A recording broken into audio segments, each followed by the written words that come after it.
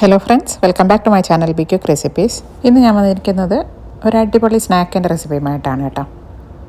നല്ല സോഫ്റ്റ് ആയിട്ടുള്ള, പെട്ടെന്ന് ഉണ്ടാക്കാൻ പറ്റുന്ന, നല്ല ടേസ്റ്റി ആയിട്ടുള്ള ഒരു സ്നാക്കാണ്. പഴുത്ത ചക്കയാണ് ഇതിൽ ഞാൻ ഉപയോഗിച്ചിരിക്കുന്നത്. ഇപ്പോൾ പഴുത്ത ചക്ക തീർന്നു പോയോ എന്നറിയില്ല. പഴുത്ത ചക്ക കിട്ടുമ്പോൾ നിങ്ങൾ ഇതുപോലെ ഒന്ന് ചെയ്ത് നോക്കൂ കേട്ടോ. നല്ല ടേസ്റ്റാണ് കഴിക്കാനായിട്ട്. കേക്ക് പോലെ സോഫ്റ്റാണ്, അത്രയ്ക്ക് സോഫ്റ്റാണ്. ഇത് ഉണ്ണിയപ്പമൊന്നുമല്ല, ഒട്ടും എണ്ണയില്ലാതെയാണ് ഞാനിത് ഉണ്ടാക്കിയെടുത്തിരിക്കുന്നത്. ഇത് കണ്ടില്ലേ എത്ര സോഫ്റ്റാണെന്ന്. ഇത് കാണുമ്പോൾ തന്നെ നിങ്ങൾക്ക് മനസ്സിലാവുന്നുണ്ടായിരിക്കും. അപ്പോൾ നമുക്ക് നോക്കിയാലോ അതെങ്ങനെയാണ് ഉണ്ടാക്കുന്നതെന്ന്. ഇതിനായിട്ട് ഞാനിവിടെ കുറച്ച് ഇഡ്ഡലി മാവ് എടുത്ത് വെച്ചിട്ടുണ്ട്. അധികം പുളിയില്ലാത്ത ഇഡ്ഡലി മാവാണ് ഞാൻ എടുത്തിരിക്കുന്നത്. ഏകദേശം ഒരു 3/4 കപ്പോളം ഇഡ്ഡലി മാവ് ഞാൻ എടുത്തിട്ടുണ്ട്. ഒരുപാട് പുളിയുള്ള ഇഡ്ഡലി മാവ് ഇതിനായിട്ട് എടുക്കരുത് കേട്ടോ. ഒരുപാട് പുളി ഉണ്ടെങ്കിൽ നമ്മുടെ ഈ സ്നാക്കിന് ഒരു ടേസ്റ്റും ഉണ്ടാവില്ല. അധികം പുളിക്കാത്ത ഇഡ്ഡലി മാവ് ഉണ്ടാവില്ലേ, അതാണ് എടുക്കേണ്ടത്. ഇനി വേണ്ടത് പഴുത്ത ചക്കച്ചുളയാണ്. 6 എണ്ണം ഞാൻ എടുത്തിട്ടുണ്ട്. കുരുവൊന്നുമില്ലാതെ ഞാൻ ക്ലീനാക്കി വെച്ചതാണ്. ഇത് നമുക്കൊന്ന് അരച്ചെടുക്കണം. മിക്സിയുടെ ജാറിലേക്ക് ഞാൻ ഈ ചുളകളെല്ലാം ഇട്ടിട്ടുണ്ട്. ഇതിൻ്റെ മധുരത്തിനനുസരിച്ച് പഞ്ചസാര നമുക്ക് ചേർക്കാം.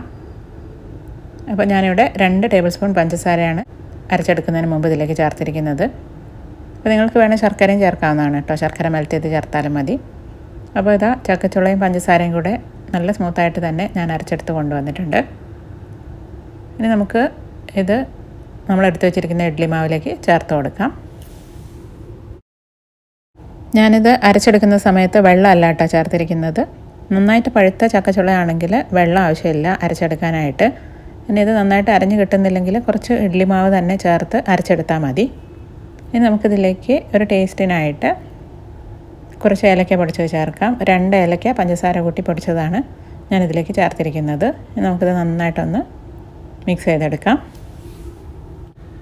നിങ്ങൾക്കിഷ്ടമാണെങ്കിൽ ഇതിൽ കുറച്ച് തേങ്ങാക്കൊത്ത് മൂപ്പിച്ചതും അതേപോലെ കാഷ്യൂ നട്ടോ കിസ്മിസോ ഒക്കെ ചേർക്കാവുന്നതാണ്. ഞാനിപ്പോൾ അതൊന്നും ചേർക്കുന്നില്ല.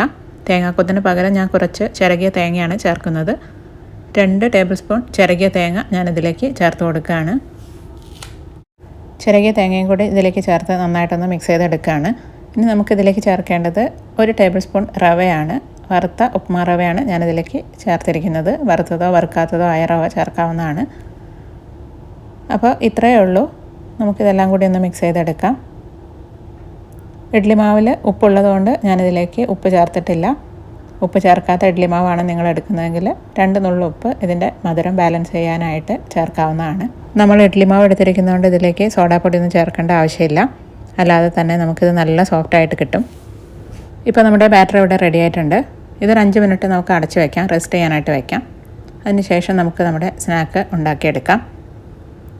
അപ്പോൾ ഇഡ്ഡലി മാവൊക്കെ മിക്കവാറും എല്ലാവരുടെ വീട്ടിലും എല്ലാ ദിവസവും ഉണ്ടായിരിക്കും.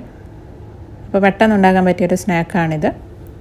പഴുത്ത ചക്ക ഉണ്ടെങ്കിൽ നിങ്ങൾ ഇന്ന് തന്നെ ഉണ്ടാക്കി നോക്കൂ കേട്ടോ, എന്തായാലും ഇഷ്ടപ്പെടും. അപ്പോൾ ഞാനൊരു ഉണ്ണിയപ്പ ചട്ടിയിലാണ് ഇത് ഉണ്ടാക്കിയെടുക്കുന്നത്. നമ്മൾ റെസ്റ്റ് ചെയ്യാനായിട്ട് വെച്ചിട്ട് 5 മിനിറ്റ് കഴിഞ്ഞിട്ടുണ്ട്. അപ്പോൾ ഇതിൽ എണ്ണയൊന്നും ഒഴിക്കേണ്ട ആവശ്യമില്ല. നിങ്ങൾക്കിഷ്ടമാണെങ്കിൽ കുറച്ച് നെയ്യോ അല്ലെങ്കിൽ എണ്ണയോ ഒഴിച്ച് കൊടുക്കാവുന്നതാണ്. ഞാനിപ്പോൾ നോൺ സ്റ്റിക്ക് ഉണ്ണിയപ്പ ചട്ടി ആയതുകൊണ്ട് ഇതിലേക്ക് എണ്ണയൊന്നും ഒഴിച്ചിട്ടില്ല. നമുക്ക് ഓരോ കുഴിയിലേക്കും മാവ് കോരി ഒഴിച്ച് കൊടുക്കാം. ഉണ്ണിയപ്പ ചട്ടി നന്നായിട്ട് ചൂടായതിന് ശേഷം മാത്രമേ മാവ് കോരി ഒഴിച്ച് കൊടുക്കാൻ പാടുള്ളൂ. എല്ലാ കുഴിയിലും ഒഴിച്ചതിന് ശേഷം നമുക്കിതൊരു മീഡിയം ഫ്ലെയിമിലേക്ക് മാറ്റി വെച്ച് കൊടുക്കണം. എന്നാലേ നമുക്കിത് നല്ലതുപോലെ കുക്കായിട്ട് കിട്ടുകയുള്ളൂ. മീഡിയം ഫ്ലെയിമിലേക്ക് ആക്കി മാറ്റിയതിന് ശേഷം ഞാനിതൊന്ന് അടച്ചു വെച്ചിട്ടുണ്ടായിരുന്നു. ഇപ്പോൾ ഒരു 10 മിനിറ്റ് കഴിഞ്ഞിട്ടുണ്ട്. ഞാനിതൊന്ന് തുറന്ന് നോക്കുകയാണ്. ഇത് കണ്ടില്ലേ നല്ലതുപോലെ പൊങ്ങി വന്നിട്ടുണ്ട്. ഇതൊന്നുകൂടെ ഒന്ന് കുക്കാവാനുണ്ട്. ഞാനൊരു ടൂത്ത് പിക്ക് കൊണ്ട് കുത്തി നോക്കിയപ്പോൾ അത് ക്ലീനായിട്ടല്ല വരുന്നത്. അപ്പോൾ കുറച്ചുകൂടെ ഒന്ന് കുക്കാവാനുണ്ട്. ഒരു 5 മിനിറ്റ് കൂടി നമുക്കിത് അടച്ചു വെച്ച് കൊടുക്കാം. 5 മിനിറ്റ് കൂടി കഴിഞ്ഞിട്ടുണ്ട്. ഇപ്പോൾ ഇത് നല്ലതുപോലെ കുക്കായിട്ടുണ്ട്. ഇതിൻ്റെ കളറ് ഒന്നുകൂടെ ചേഞ്ച് ആയിട്ടുണ്ട്. നമ്മൾ ശർക്കര ചേർത്തതുപോലെ ഉള്ള കളറാണ് ഇപ്പോൾ ഉള്ളത്. നമുക്കിനി ഇത് ചൂടാറാനായിട്ട് മാറ്റി വയ്ക്കാം. ഇപ്പോൾ ഇത് നല്ലതുപോലെ ചൂടാറിയിട്ടുണ്ട്. ചൂടാറിക്കഴിഞ്ഞാൽ ഒരു സ്പൂൺ കൊണ്ട് പെട്ടെന്ന് തന്നെ നമുക്കിത് ഉണ്ണിയപ്പ ചട്ടിയിൽ നിന്നും റിമൂവ് ചെയ്യാവുന്നതാണ്. ഒട്ടും തന്നെ ഒട്ടിപ്പിടിക്കുകയൊന്നുമില്ല. ഇത് കണ്ടില്ലേ എന്തൊരു സോഫ്റ്റാണിത്. നിങ്ങൾക്ക് കാണുന്നുണ്ടായിരിക്കും. കേക്ക് പോലെ സോഫ്റ്റാണെന്ന് തന്നെ പറയാം. അത്രയ്ക്ക് സോഫ്റ്റാണ്. ഒരു പ്രാവശ്യമെങ്കിലും നിങ്ങൾ ഇതുപോലെ ഒന്ന് ഉണ്ടാക്കി നോക്കൂ കേട്ടോ. നിങ്ങൾക്ക് തീർച്ചയായിട്ടും ഇഷ്ടപ്പെടും. കുട്ടികൾക്ക് നന്നായിട്ട് ഇഷ്ടപ്പെടും. ചക്കയുടെ ടേസ്റ്റൊക്കെ വരുമ്പോൾ അതിൻ്റെ ഫ്ലേവർ നല്ലൊരു ഫ്ലേവറാണ്. അപ്പോൾ ഈ റെസിപ്പി നിങ്ങൾക്ക് എല്ലാവർക്കും ഇഷ്ടമായിട്ടുണ്ടാകുമെന്ന് വിചാരിക്കുന്നു. ഞാനിതൊരു സെർവിങ് ഡിഷിലേക്ക് മാറ്റിയിട്ടുണ്ട്. ഞാനതൊന്ന് പൊട്ടിച്ച് കാണിക്കാം. കണ്ടില്ലേ, നല്ല സോഫ്റ്റ് അല്ലേ? ഇതൊന്ന് മുറിച്ച് കാണിക്കാം.